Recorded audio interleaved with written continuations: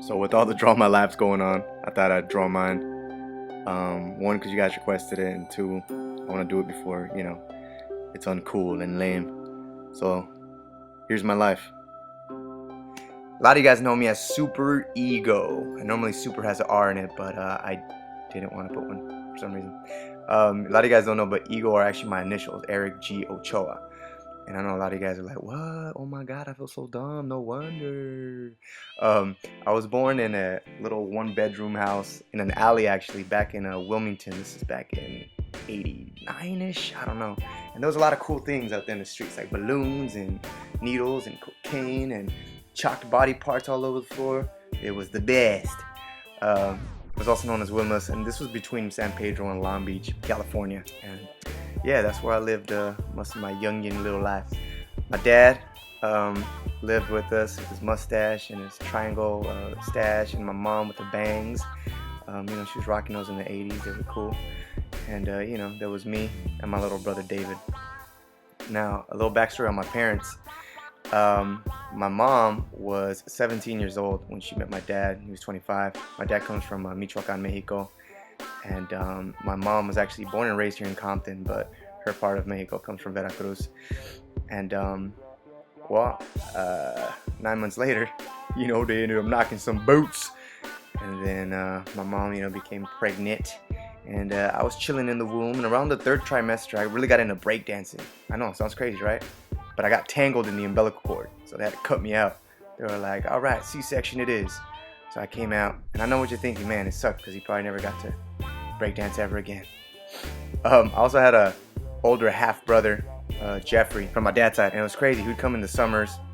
He came from Oregon. He lived with his mom, and I would really look up to him all the time. He's 5 years older than me. I looked up to him all the time, and it's crazy. One summer, I got really tall, and he, all of a sudden, started looking up at me. Literally. But he was really cool. I looked up to him a lot still. And then one summer he kind of just stopped coming.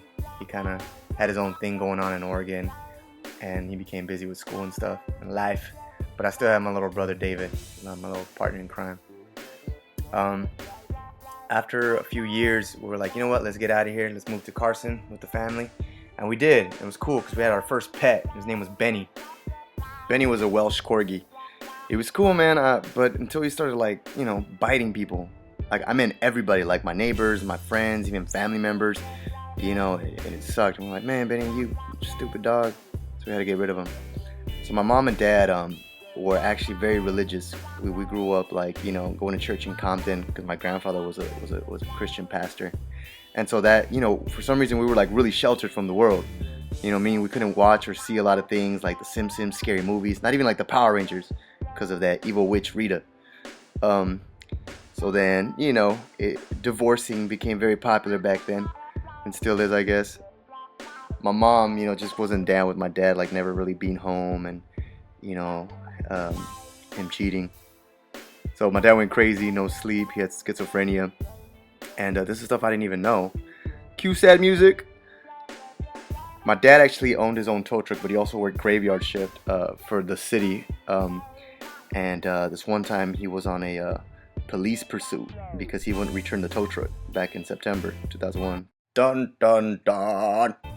So here he is on his pursuit. They're all following him. My dad, he had a little radio scanner where he can hear everything the cops are saying about putting the strips. So my dad was kind of smart about that. But then eventually a tire popped, everything caught on flames. So we had to come out. They were like, put your hands in here. My dad was like, man, F y'all. And then they ended up shooting him with beanbags. No, he's not dead. So my dad ended up going to jail. And I don't know, it's been about 2 years that he was in there. And they're like, you know what? We're going to go ahead and kick you out of the United States of America. Go back to Mexico. And so, exile. Haven't seen him in about 8 years, so. My mom was just like, all right, you know what? This is crazy. Let's just move to Paramount to be closer to my aunts and uncles. And we did. My mom seemed to have found someone that she was very happy with. He was this cholo guy that did tattoos, and he always had cholos over, and I don't know. We kind of didn't really like him, me and my brother. But we knew that, my mom was happy, so we were like, whatever, you're happy. Okay. The one cool thing that did come out of it was I got a little sister.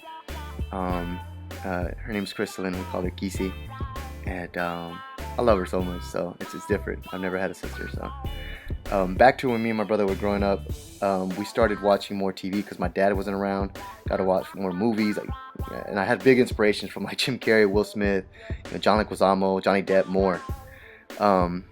Also, I made new friends at my middle school. I had a friend named Bubba, Joelle, and I even dated this girl. We'll call her Charla. She had a big old booty. It was dope. So then, as a kid, I started impersonating a lot of people and friends. And it was crazy because I don't know what it was about me, but I like to mimic people as soon as I meet them sometime. And everyone would laugh. And I don't know, that became something a part of my life where I was like, yo, I like this feeling, like people are laughing, but not at me this time, you know? People used to laugh at me a lot. So, one day my mom was like, Mijo, what do you want to be when you grow up? I was like, an actor. And what was cool about my mom, she was so supportive. She was like, go for it, you little bitch. And so I was like, cool. So high school came along, and I met this Asian dude named Tim. And he was like, cool, because we had so many interests, like the Fresh Prince, Michael Jackson. We both liked girls. And one day he was like, yo, man, they're having a musical. It's called Oklahoma. You should join. And I was like, eh. He's like, yo, there's gonna be some girls, bruh, bitches. So I was like, dope. So we became homies. And then drama class came around, and I had a teacher named Mr. Carlin. And he played a really important role in my life because he knew a lot about my life and my dad and stuff. And he helped me build a lot of confidence. And I don't know, that was a really big plus for me, growing up. So, yeah. Later on, I'd go on to meet this guy named, that you guys know as today, PD Flow. I know him as Peter. And Peter would always, show off, these videos he used to do with, Star Wars and stuff. And one day he was like, yo, would you be down to be in my video? And I was like, yes! This was before YouTube, man, so this was a really exciting time. We connected with Tim, and then we all started shooting videos, and we show him off in this little theater that we had in high school, during lunchtime, and everyone would be like, laugh, you guys are silly, and we became kind of cool. So then YouTube came around, and it was perfect for Peter, because he was doing his directing, he was doing his film, and Tim jumped on it as well. He was doing his raps and comedic rants and stuff, and I was like, yeah, all right, what do I do? I was kind of stuck. I was like, damn, what am I gonna do? I was like, oh, I know. I'll just impersonate somebody, because being myself is lame. So I impersonated a cholo, which is something I grew up around a lot of, And I decided, let me do a video called How to Be a Cholo. And it did really good. And really good. It's crazy, because then from there I was like, you know what, maybe this could be something bigger. And I hit up the homie Alex from high school. As you guys know, Sleepy Brown. I was like, yo, you down to be in this adventure with me, bro? He's like, yeah, I'm down, homie. So Cholo Adventures was born. And became homies for life. It's crazy because Cholo Adventures has opened up a lot of doors that I can't even talk about yet. Then I met Gabby. As you guys have seen in my vlogs, she's super hyper energetic. I feel like this girl could just keep up with me all day. I love her, and this girl just completes me.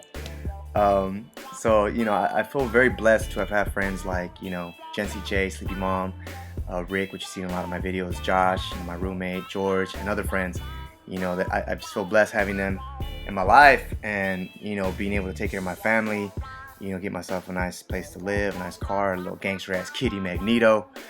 It's something that it's gonna sound cheesy, but it's all thanks to YouTube, but mostly thanks to you guys for watching and sharing. And you guys have really helped me figure myself out. I've always had very low confidence, and I'm more sure of now what I want in life, and I can't wait to show that to you guys. So I just want to say thank you. So yeah, man, until the next chapter of my life, I'll see you guys there. And again, thanks for watching and supporting.